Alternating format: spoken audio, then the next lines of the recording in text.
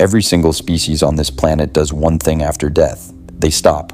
The whole machine just powers down, and that's it. Except that's not actually what happens to your body. Because the moment you die, something starts. Something that's been waiting inside you your entire life. And it is one of the most sophisticated, coordinated, and frankly unsettling processes in all of nature. Almost nobody knows it's happening. The first thing that happens isn't even visible. You can't see it, nobody in the room would notice it, but inside your body, within seconds of your heart stopping, your own cells begin destroying themselves. Every cell in your body contains these tiny sacs called lysosomes. Their whole job while you're alive is to break down waste, basically the cell's internal garbage disposal. The moment oxygen stops flowing, those sacs rupture and start digesting the cell from the inside out. Every single cell in your body has a built-in self-destruct sequence, and death is just the thing that finally triggers it. Meanwhile, your brain, which was just moments ago the most complex information processing system ever discovered in the known universe, goes completely electrically silent, not piece by piece, all at once, just stops. And that's only the first 30 minutes. You've probably heard about gut bacteria, but most people picture like a small colony, some helpful little microbes hanging out in your digestive system. The actual number is 38 trillion. You have 38 trillion bacterial cells living inside you right now, more bacteria than you have actual human cells. By pure cell count, you are, technically, more bacteria than you are human. While you're alive, your immune system keeps them in check. They stay where they belong, help you digest food, produce vitamins. They're not your enemies, they're more like tenants who follow the rules because the landlord is watching.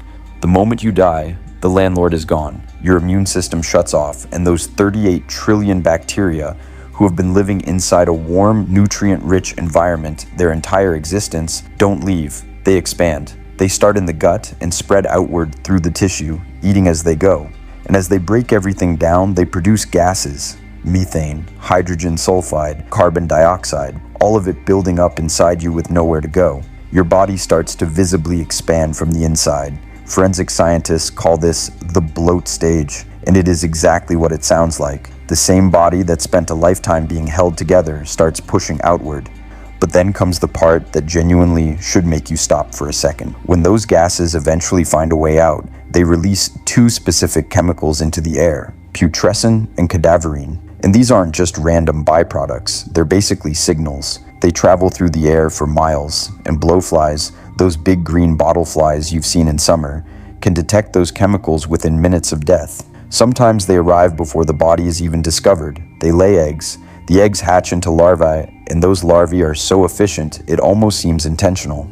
A single cluster of maggots can consume a pound of soft tissue in less than 24 hours. They generate so much heat from all that activity that the temperature right around the body can run 10 degrees higher than the surrounding air. You are gone, but there is an enormous amount of activity happening right where you used to be. And this is the part most people never think about. Every nutrient that's been locked inside your body your entire life, the calcium in your bones, the iron in your blood, the nitrogen that built every protein and every muscle you ever had, none of it disappears. It goes back. Researchers who study this actually gave a name to the patch of earth surrounding a decomposing body. They call it a cadaver decomposition island, and the soil there is measurably chemically different from everything around it.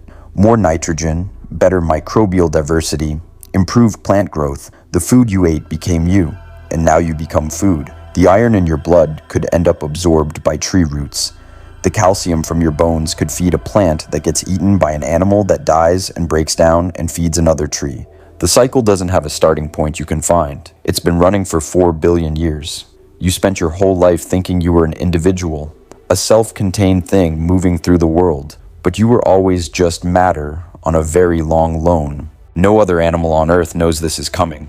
Your dog is not lying awake at night, aware that one day his cells will self-destruct and bacteria will consume him from the inside. He's just living, completely unburdened by any of it. But you knew. You've known since you were a child. You know exactly what is waiting at the end of this, and instead of that knowledge shutting humanity down, we built entire civilizations around the problem. Every single culture that has ever existed, without a single exception, developed rituals for the dead. We built pyramids, we carved names into stone, we wrote books, we painted on cave walls, we have children who carry pieces of us forward. No other species does any of that, and scientists still can't fully explain why evolution would give one species the complete awareness of its own decomposition. What survival advantage does knowing about putrescine and cadaverine actually give you? Maybe none. Or maybe the knowledge of death is exactly what makes humans accelerate in a way nothing else on this planet ever has. We went from stone tools to nuclear weapons in 2 million years. Dolphins have been around for 50 million years and have never built a single thing. We're the only species that looks at a finite clock and responds by trying to build something that outlasts it. So what actually happens to your body after you die? Within a year, in most conditions, what was once a person is mostly soil. It's not an ending, it's a return.